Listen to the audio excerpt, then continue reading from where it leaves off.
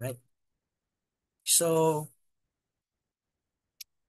I would like to welcome everyone who is around, and especially also for those who are here, and looking forward that others may also join later, no, yung iba.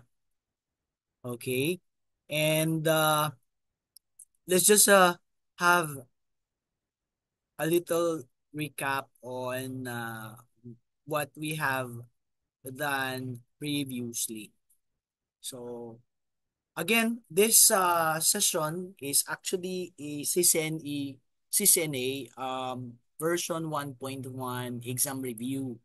So our discussion is actually aligned to the exam objective. So actually we had started way back last year, no? Starting with network fundamentals, and this is actually covering 20% of the exam, and we already have covered, no, these topics, and you can review these back from my YouTube channel. Okay, and please subscribe, of course, and please see, no, the previous recording. So I just uploaded the latest recording I had. I think it's the 11th recorded session, and that also covers actually the next 20%, which is all about network access, so which is focused on switching. And we already have covered these topics. And I think I'm going to finish network access by covering the last part, which is actually the 2.8, which is all about describing, no, network device management access. So we will talk about these different methods of accessing our network device. And it is of course expected from you that you know how these different protocols are used, no, and configure in order to remotely access and locally access our network devices like our router, our switches, our APs, and the likes. Okay, so this will be our coverage for today. The rest here are already been recorded. Of course, we had already a session before, and just review it back. Okay, so for our newcomer, so please again review, no, the previous recording that we had. For again, this will be the last for the network access part, no, which is again 20 the next 20% of the CCNA exam 1.1. Then after this, we will be moving forward to IP connectivity, and which will be covering 25% of the exam um, objective. Okay, and covering this IP connectivity, this will now cover the 65%, no, of the exam. All right. So, but again, for today, we will just focus on 2.8, and let me share my slide. All right. Can you see my slides? Makikita po natin? No? Yes, yes, sir. Right. So, this topic is again a part of the network access, and I know that some of you are perhaps already familiar to some of this, and maybe this is just a review to you. Okay? Let us now try to understand how this different network access method, no, accessing our devices to manage it locally, or are we going to manage it remotely? Okay, so we will start with managing our device locally. When we say locally, our device is just in front of us, of course. So, or maybe we are just um, bought a a network device like a switch, or maybe a router, or maybe an AP with no configuration at all, or maybe just a default configuration. Now, um, with old devices of Cisco, the older ones, um, the default configuration is that you can configure it initially using the console port. Okay? The default configuration of those devices don't have an IP address configured. And so by default, you cannot access it remotely using, for example, Telnet or maybe SSH, or maybe if there is such option where you have the graphical user interface, which is a web-based interface, which is available, okay, that our router and switch will serve as a web, no, a web server in that case. And we will also be looking into how can we centrally manage all our network device through a central server, no? Using the server-based authentication, authorization, and accounting. Okay. And also Cisco have a cloud managed platforms. So this is also available. In fact, not just from Cisco, but also in other vendors. Okay. So starting with managing our device locally. And what you need here is that if you will be using the console port, if the device that you buy have a console port in front or maybe at the back, so usually you can find that port. This is actually a port for what? Out of band management. Okay? So there are two types of management, in band and out of band. When we say out of band is that this is a dedicated management port in order for our device to be managed locally through accessing the CLI, no, out from the console. And there is actually another ports that is available other the console port. There is this what you call management, a dedicated management port. It's actually an Ethernet port which can also be used to manage our device locally. And this port is really just for management.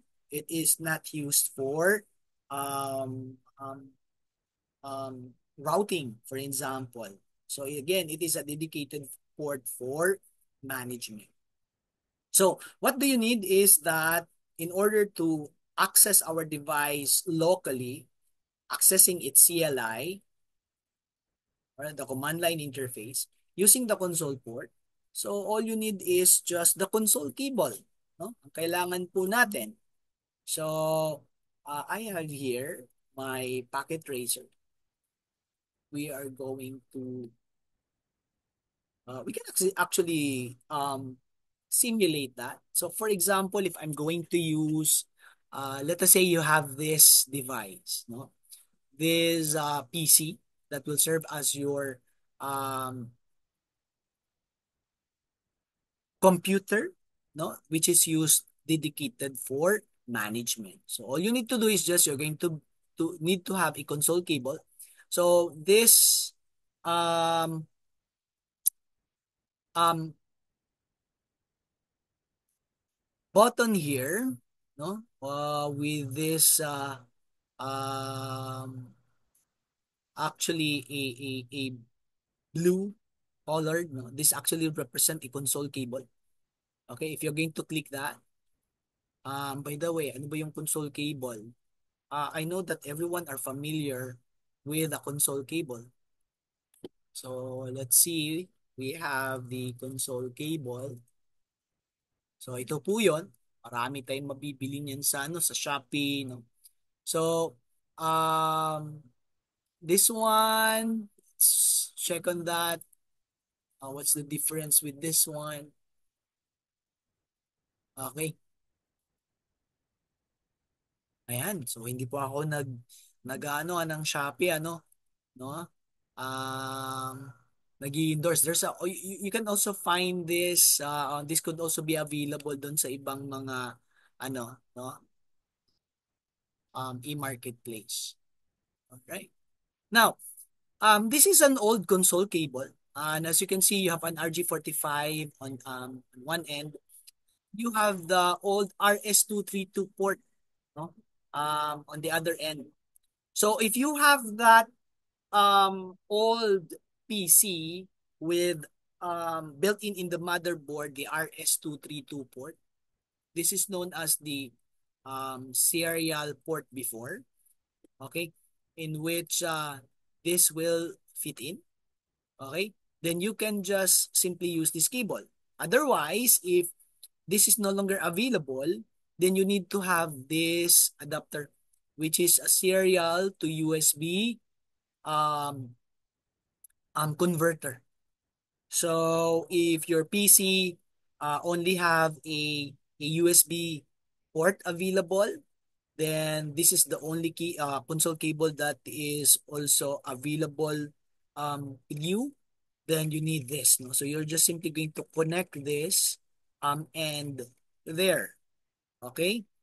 And then this will be plugged into your PC using the USB port. And then on this side, you will find a console port in which RG45 will fit in. Okay? So, yun yung po makikita natin. There is also an available console cable in which that is, this will serve as one. So, ito po yun. No? Yan. So, ano yun?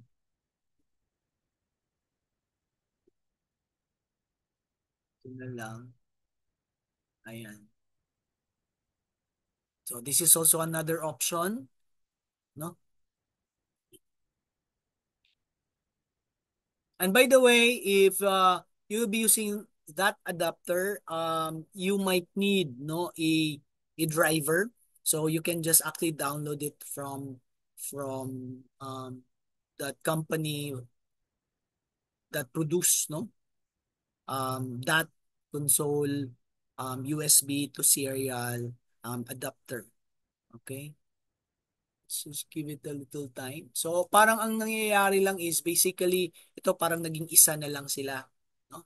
So ayan, ito po 'yun. Ayan. Ayan. So this is an RJ45 plugged into your router console, and then this one will be going to your PC plug into that USB port. Okay, you will also be needing a driver if in case um, you need it, no, because the operating system don't have a driver available for that particular console cable. Okay? So, tingnan natin, no? Console to PC. Tingnan nga natin yung ano nito. Paano ba yan? Console cable. Right. So ganito po yung ano natin yan, no? Gagawain. Okay. So ayan po, may console cable no dito sa likod or to new devices. Oh, sorry guys.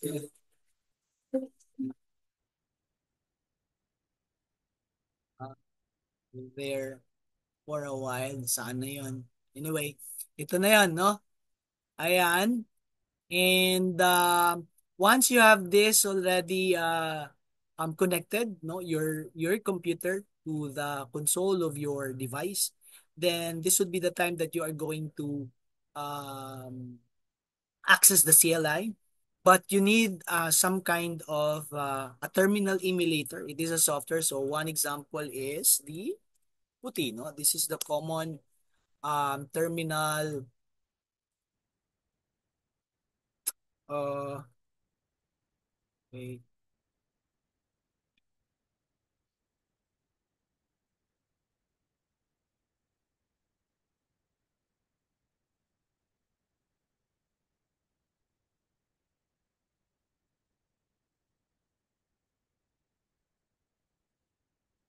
oh, what happened? But anyway, um, you should have this, no, with you. You can actually download this one for a while. Um,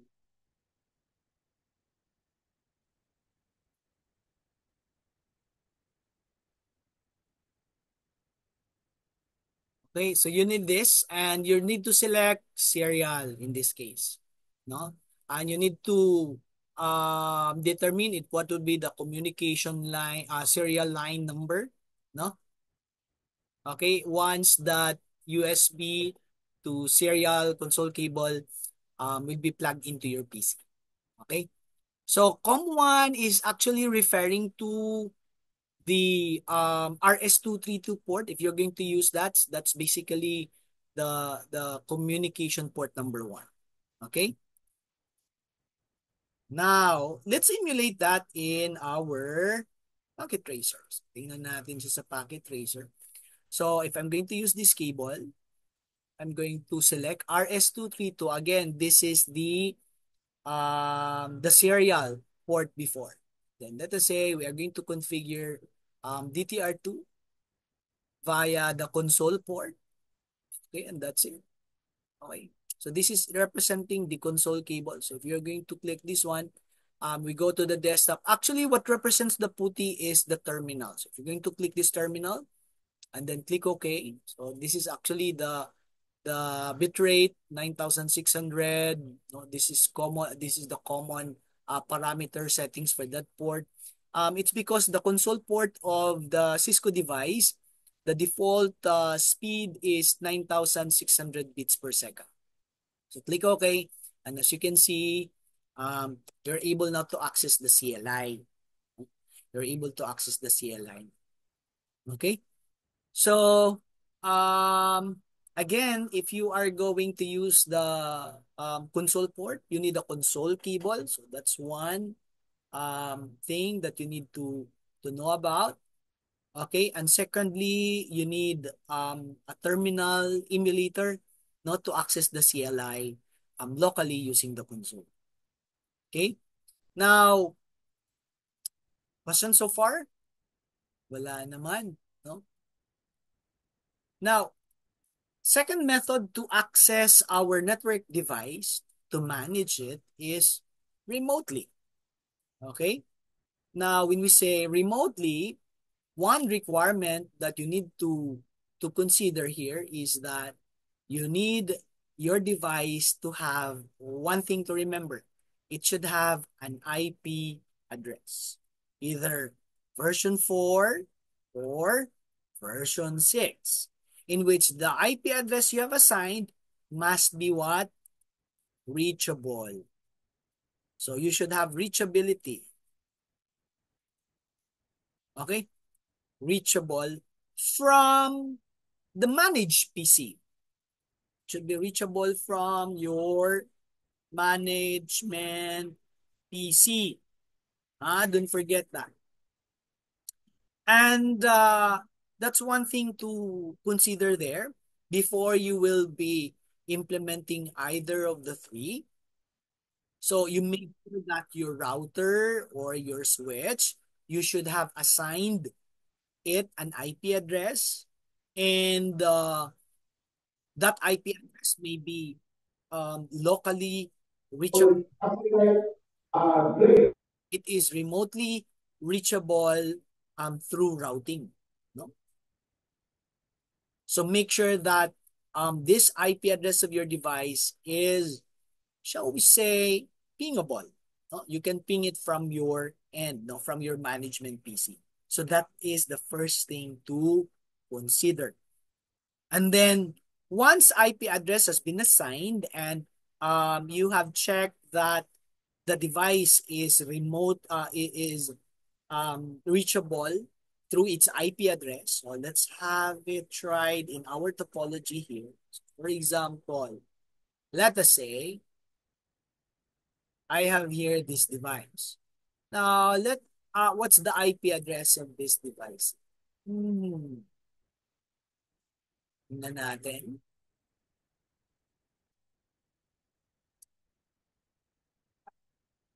Show IP interface brief. Let's check some of its IP. Well, the DTR2 have these IP addresses. Right? What are these VLANs? Show VLAN.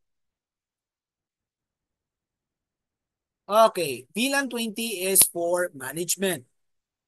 All right. Now, this is one thing that I want to emphasize. It's very important if you are going to use Telnet. Because Telnet, guys, is remote access tool. No? Why? Because your communication from your management PC going to your network device, whether a switch or maybe a router, a firewall, no, is not encrypted. So that's why your communication, once it is captured, no, the packet has been captured by an attacker that is doing eavesdropping, then you could potentially the maybe an account, a username or a password you that your PC sends, no, during authentication can actually be captured and can be seen. Okay? So basically, the communication again between the management PC and your device and that network device is again um, unsecured yung communication because encryption is not being applied. And so, that's why Telnet is not really recommended, no? For using it for remote access. Now, however, if you have, sorry for that, if you have that still, no, if you still really want not to use Telnet, how can we secure, no, the Telnet communication? Um, we can still use Telnet. However, you need to um access our network device using Telnet in a dedicated network where you want to manage those devices. And with meaning there are no other computers connected there, only your managed PC and your network devices. Okay? So, that's the very essence of why we do have this what you call management VLAN. So this management VLAN is intended for management only, meaning devices connected in here are those devices you want to remotely manage and also that management PC that you use for managing your um, devices. All right? And so,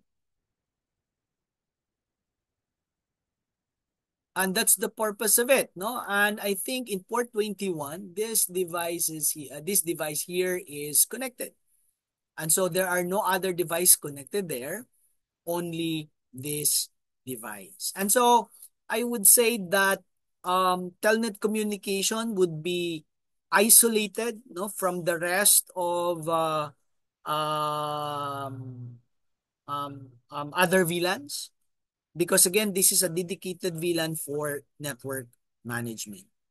Okay, if you are using Telnet in here, I would say that it would be safe as long as this is the only device connected in there, other than the network device that you manage.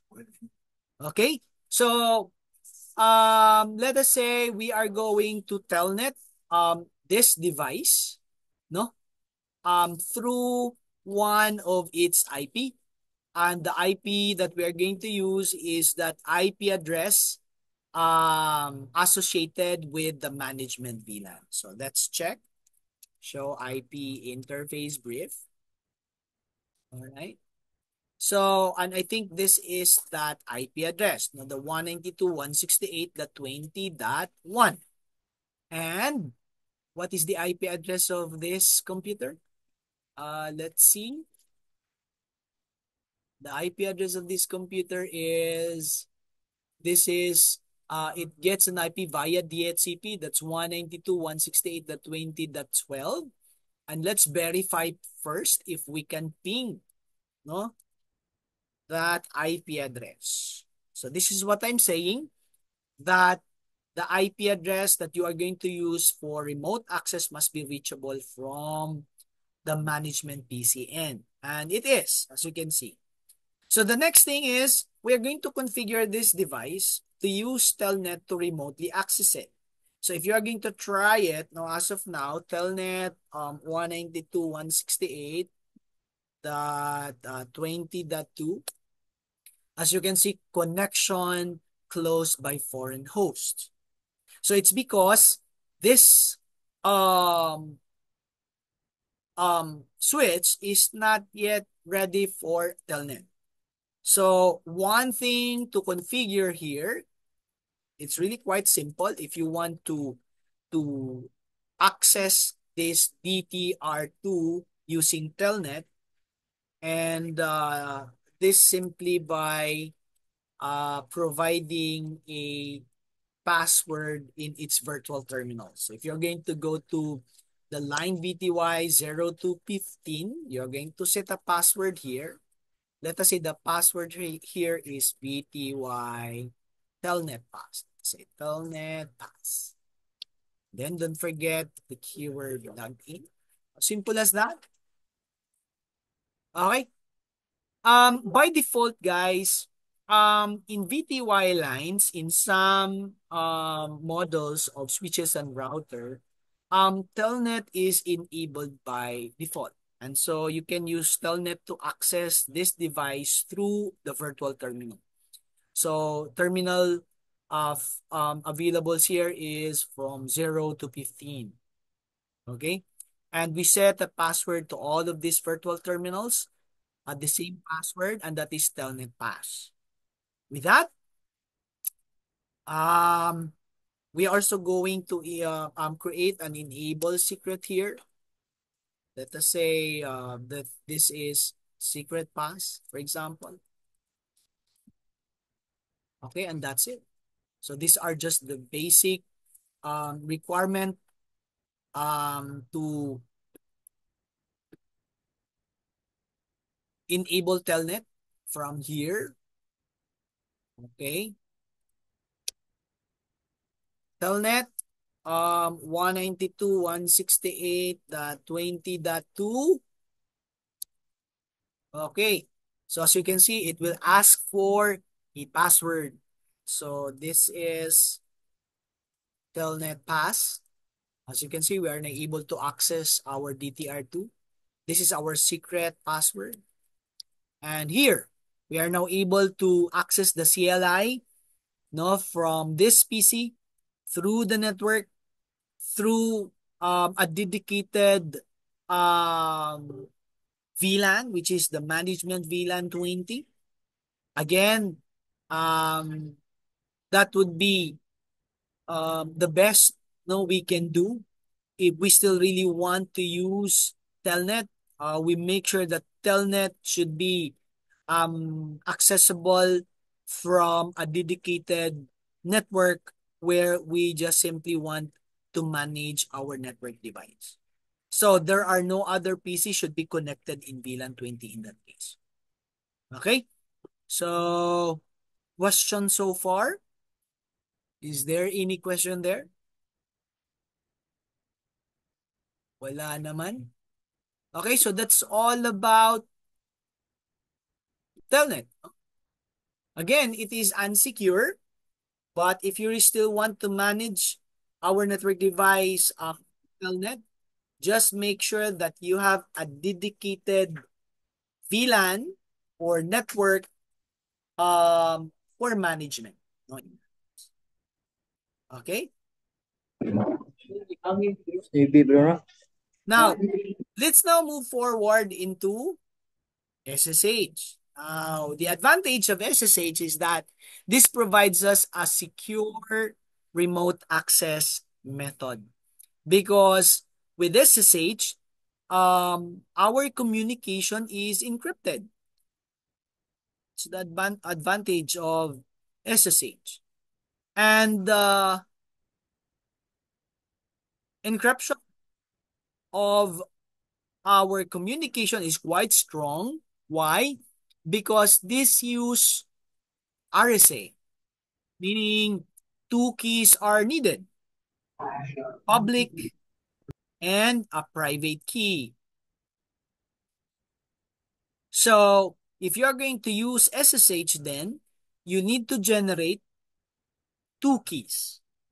One to encrypt the communication and the other one will be used to decrypt it. Okay? So SSH is not using pre-shared key.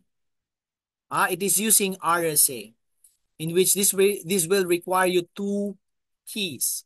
One to encrypt and the other one will be used to decrypt it. So if you are going to use or to access our device remotely from anywhere, from the internet, or maybe if you wish to access it through other VLANs. Let us say you are in the user's VLAN, in the guest VLAN, for instance. You're from there and you want to remotely access the device, it would be best to use SSH. Never use Telnet. Okay? Because again, your communication to your network device is encrypted. So that makes it a secure remote access management tool. All right? So, question now is how are we going to enable SSH in that case? All right? So, let me have a demo on this one. Let's just have a demo. So, I'm going to use we are going to implement it here in DTR1. Let me check on the DTR1 na natin dito. All right. So let's check show IP interface brief. So for example, if I want to manage DTR1 from any of this network. Again, it would be if you are going to manage this using Telnet, there is a dedicated network that is recommended to use not to access it through Telnet, and that is the management VLAN. It's not safe to access it from other VLAN because these are user VLAN. Especially the 99 is, I think this is the guest VLAN. Yeah. Okay. So alternatively, no, you can access our device to other VLANs, no? But make sure to use SSH. So how to enable SSH here? Okay. First, you need to set the host name. That's one requirement. Host name is need to be configured and we already have configured. Second, so again, host name is one. So DTR1, for example. So that's the first thing to configure. Second, you need to configure IP domain name. Let us say our domain name is newbitech.ph. Okay, so that's the second requirement. Secondly, you are going to configure and generate the two keys. So the command is crypto key generate RSA. If you enter this, this will require you to enter how many bits in the modulus, meaning the bit size of the key. The higher, the better. Let us say we are going to use 1048. Oh, that's 2048 bits key. Enter.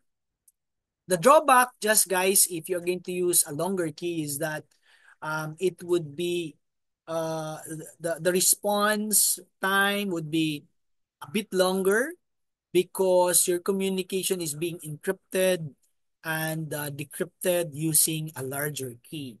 Okay, so that is just the drawback there. Okay, but it is more secure in a sense that attackers will have to compromise um, the key that would take it a bit longer, no? If it will try to compromise it, okay, it would be more difficult then. All right, so that's the first thing to the next thing that you're going to configure. So host name, domain name, and then the crypto key. The next one is you need to create an account, no? That we use to remotely access the device. Let us say our account is admin1, then let us say a password of, let us say, admin1 pass. All right. So let's just make it simple just for them for a demo. And then in the virtual terminals, okay, you need to set this. Don't forget this command. Transport input SSH. Because by default, guys, Telnet is the only protocol allowed on virtual terminals. Although there are other models wherein transport input all is enabled by default, meaning you can use Telnet, SSH, or any other protocol for remote login.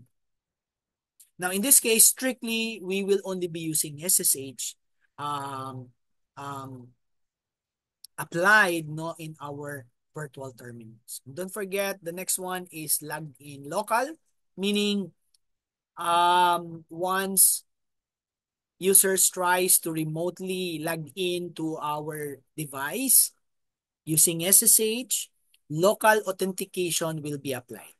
Local authentication. So meaning this user credential will be needed and will be required. Okay. So that's actually the basic requirements, no? That's the minimum requirement to enable SSH. First, you need to set a host name, domain name, generate the two keys, and then the user credential that will be used to remotely access our device through SSH. And then don't forget to enable SSH on our virtual terminals. And optionally, you can also enable SSH version 2. Because by default, in certain platform only, by default, SSH version 1 is what is enabled by default. And actually, there are other options, no, to further secure our SSH communication. And that's it, no? And let's try. So from here, we can just and let's try it from here. Let us say we are going to manage it from the employee. Let us say you're using this PC here. Then let's go with, there is actually, PuTTY is, well, if you're going to check on PuTTY, you can actually use PuTTY also to Telnet as well as SSH our device. Now, in the Packet Tracer, there is an available button here for Telnet and SSH. So let's use this one. The connection type is SSH. Then you need to enter the IP address. Let us say the 192.168, the 10.1, and then the username is admin1, of course, then connect. And that will require for a password admin1 pass. And as you can see, we're now able to access our device.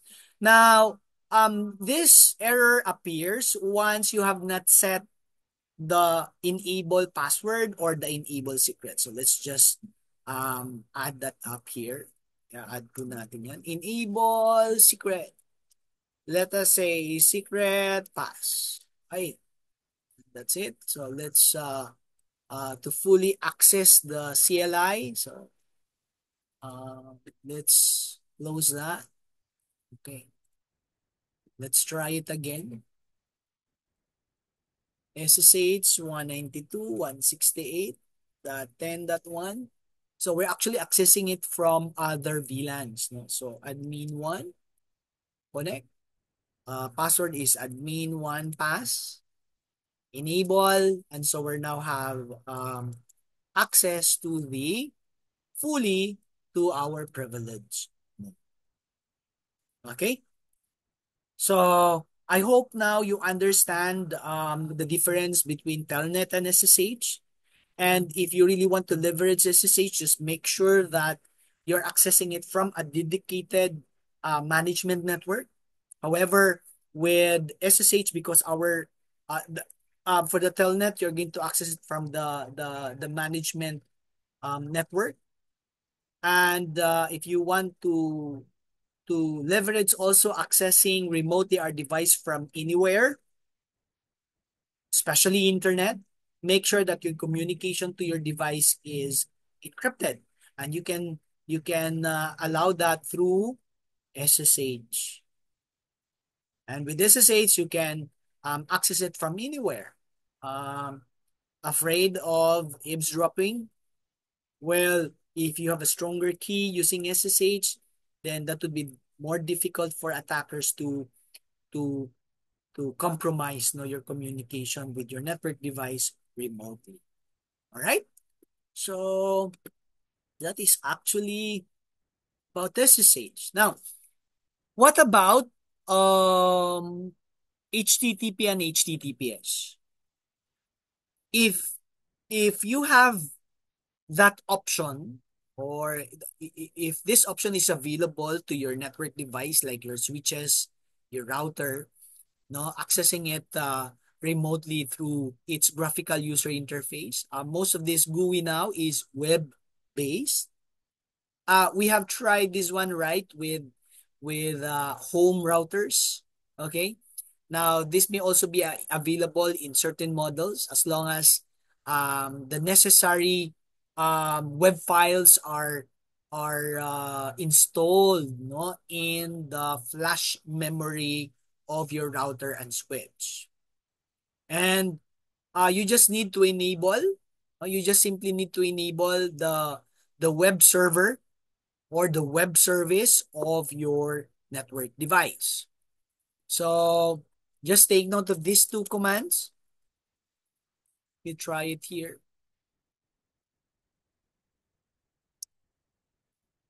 Okay.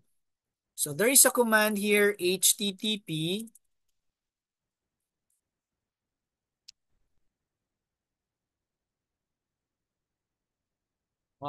server.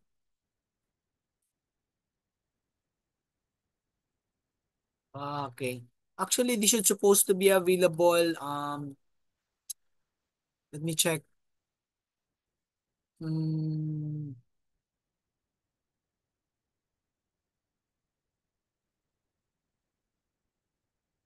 So I think this one is not available. No?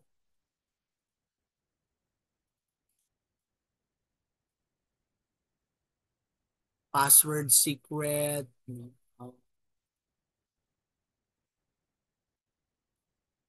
Right.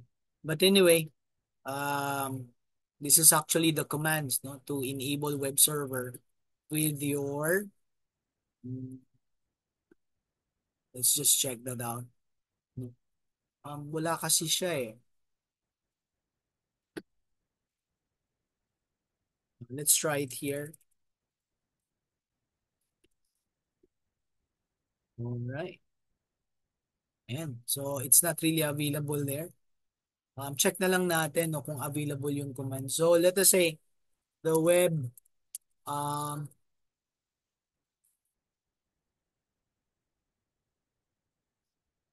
okay, check natin. Dito yan natin makikita kung makapasok. Just wait, guys.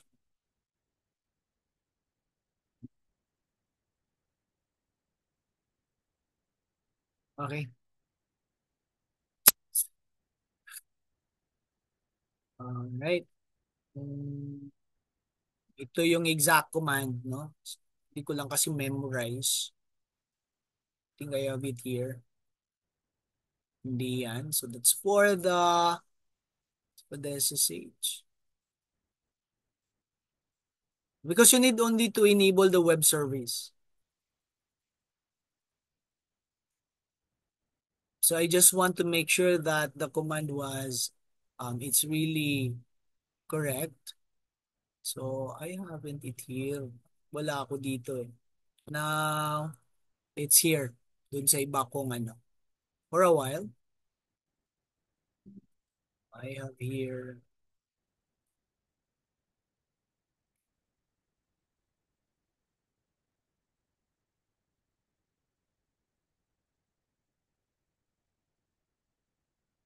So ito yung exact command niya. Ito kasi yung sa mga iba kong mga trainings with my trainings here. So not that.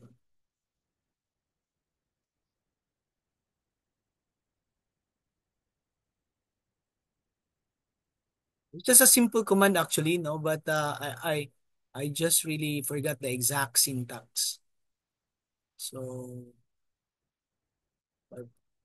I just want you to remember that if you want to enable again, if you want to access no the graphical user interface, you just make sure that you enable um, web service in your device.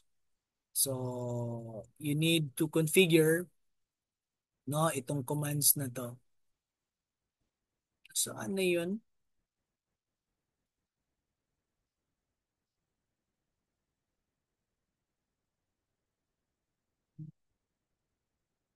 Ba't wala dito? Baka dito sa kabila. Ah,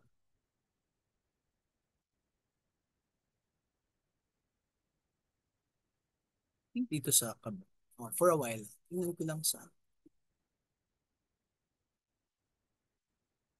By the way, ito yung gawa ko na script na no for the CCNA in action training. By the way. Okay.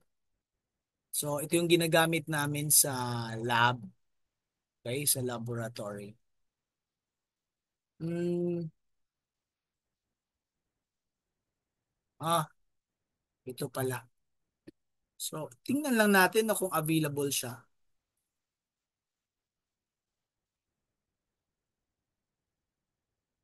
Or is that DTR1? It's IP. It should supposed to be HTTP. Hindi siya supported. Still not supported. Let's try it in the router. Uh, Not the edge, the core. IP, HTTP, it's not also supported, guys. So sorry for that, no, because in the packet tracer, the ISR router don't have the graphical user interface, but with the actual device, most likely there is. So ito po lang yung tatandaan natin na command, no? IP HTTP server, no? And if you want to have a secure HTTP access, then you also have that option for HTTPS. No? Okay? So, tatandaan nyo yan. Right? Then, you need to have, this will also require like a local authentication. So, like you need to add again a credential and then make sure that the HTTP authentication should also be local. No? It's similar to logged in local in the VTY lines. Okay? So that's how you access the graphical user interface. So that's the this is actually the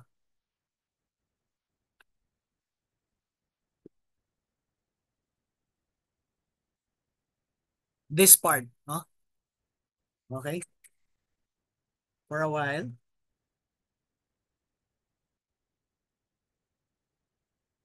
For a while. All right. There. Okay. Now, um the last part that we are going to talk about is by centrally managing our user credential. If let us say you are going to manage a lot of devices, no?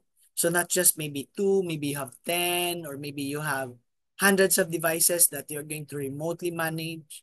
Then the best option for us, a more scalable option to centrally authenticate, authorize an account, no? Users that is managing our device centrally from a server. So with this, Cisco have this what you call TACACS. Also, you have that option of a radio server, no, to centrally authenticate our users. So I have here some demo here. So makikita natin dito. Okay. So for example, I think here in this device, we have um like from here. Actually, we implemented, no, some kind of um you will notice there is an AAA server here. And if you're going to look at the AAA server, this may AAA server may represent um TACACS or Radius. So you have those two options. Actually, TACACS is used by Cisco, but uh, the TACACS is actually available with the Cisco ICE, no? The identity security engine, no, of Cisco. Okay. In this example here, we have used Radius in this case. The service is Radius. Okay. And we have created here some kind of user credentials which you can use to access our um, edge device through this account. And this guest account is typically used for Wi-Fi access. And this is actually applied to our WLC. So the WLC here will represent the Radius client. The Edge router also represents the Radius client. And this one, the AA server here, will represent the Radius server. So the advantage of server-based authentication is that you simply create the account centrally from the server. Then you can apply AAA to all of your device. So instead of creating on these devices same accounts, okay, using that username password command, you can just simply create the account from here. You don't need to create that from all of your devices. So that's a more scalable way to manage user credential using AAA. So for example, if we are going to remotely access this device, let us say from here, let's close this. I think I already have enabled SSH here. I'm going to use SSH. And what's the IP address of this device? Actually, this has been already pre-configured. Let us say we're going to access to through 4.2. Let us say I'm going to use 192.168.4.2. And then what was the account here? Meron tayong account dito, admin1, then admin1 yung passwords. For simplicity, so admin1, enter, connect. Okay, admin1 is the password. So as you can see, we're able to access it remotely from here. And I think we have enabled here, let me check Cisco, um, class. Sorry guys, but I actually forgot. Let's just review the configuration here. Uh, that, let me check.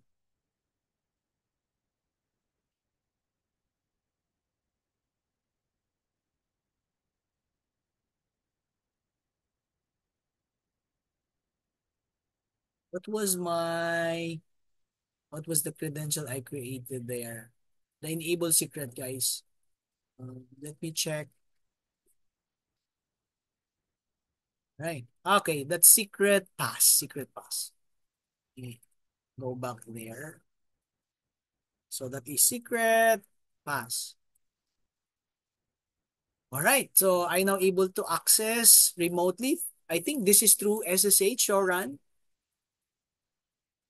And I enabled AAA here. Ayan. You need to configure the AAA new model. And as you can see, I have applied AAA authentication here, authorization as well, and accounting. Okay. So once the user is successfully authenticated, then that user will be authorized, no? And whatever things that the user is doing, it is being accounted actually.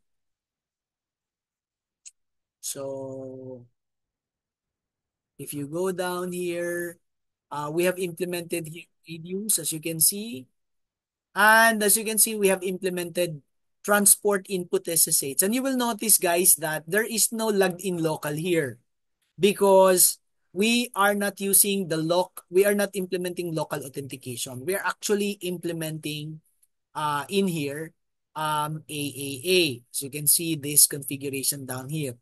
And we have applied SSH. So you can see we have configured the domain name. We have applied SSH version 2. Okay. And we also have configured this um, router edge to serve as a Radius client. These are the configurations. So you will notice that the key here here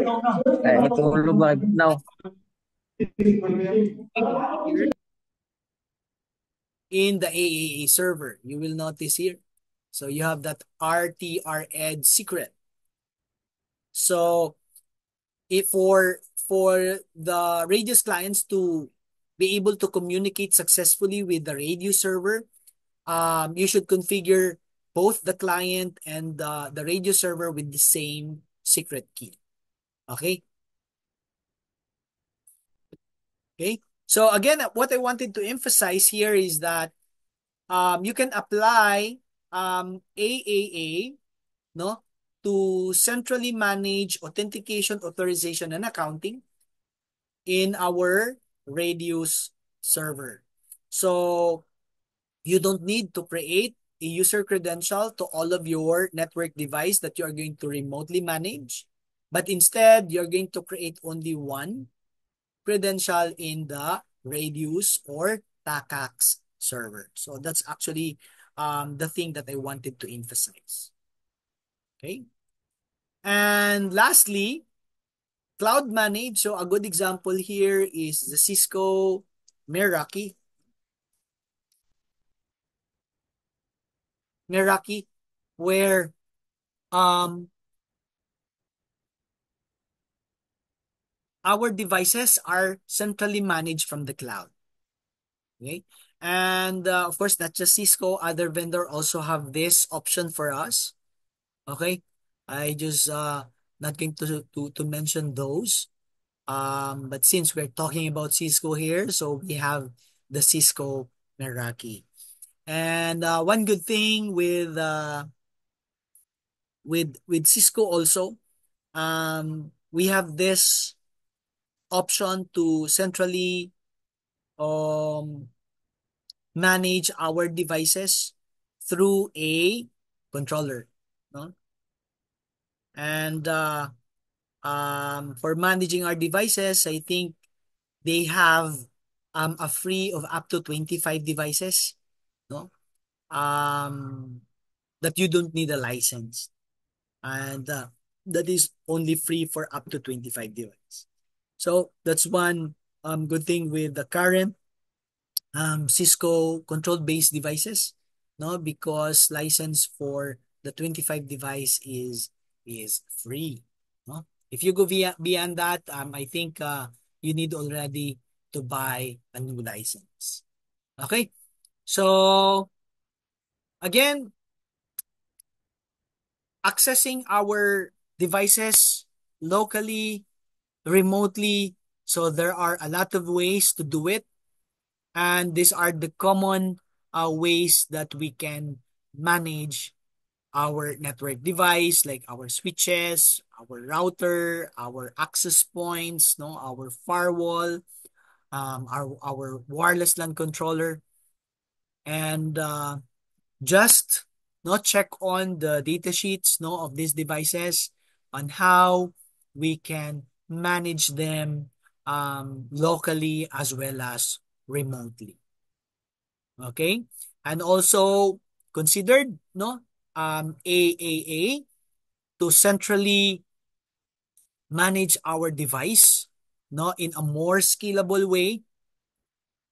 So instead of creating user credentials on individual device, so you can just simply create the credential from your AAA server, whether it would be TACAC server or a Radius server. And lastly, the last alternative that we have is there are certain platform that can be managed from the cloud. So check that out with the Cisco Meraki and some other platform of Cisco. Okay? So, is there any question at this point? May tanong po ba tayo, guys? Meron po ba tayong tanong? Because kung wala, then we're done. We know with this topic, and hope to see you next time. No, for what? For the next part of our season A free review, where we will be discussing about IP connectivity. So IP connectivity topics will be covering 25% of our CCNA version 1.1 exam. So these are the things that we are going to discuss, no? One at a time. All right? Question, guys? If there's none, then May question po si Sir Mark. yes, please go ahead. Sir, feel free to, ano po, Sir Mark, turn on your mic.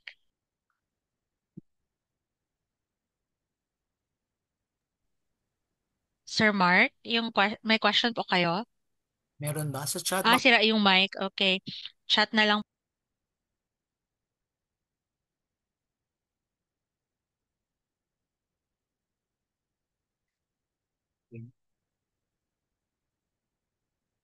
Wala ba? Wala naman siguro, no? Ah, okay. Sir Mark, mahabol na yung question ninyo. Okay. May ask lang po sana, Sir, bakit di nag-up agad sa firewall? Nag-a-up, again? Okay, may I ask lang po sana if, ano po yung hindi nag-a-up, sir?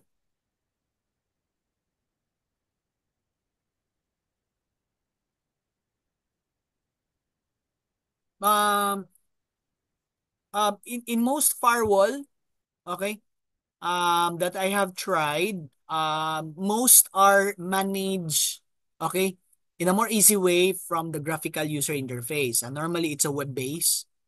Although we can do configurations also through the CLI, but we normally configure our firewall from the CLI, from the GUI, which typically be web based.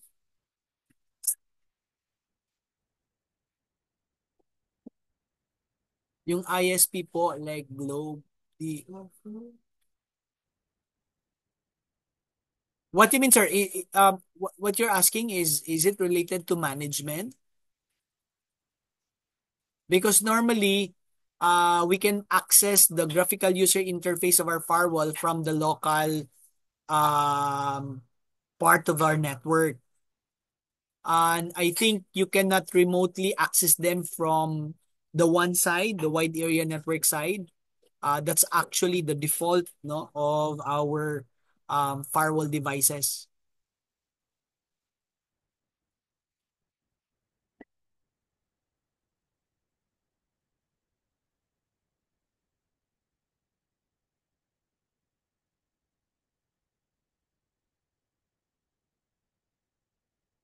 No, sir?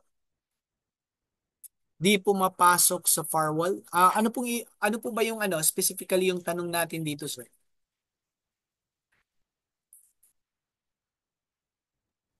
May follow-up question siya, sir, sa baba. Sa baba?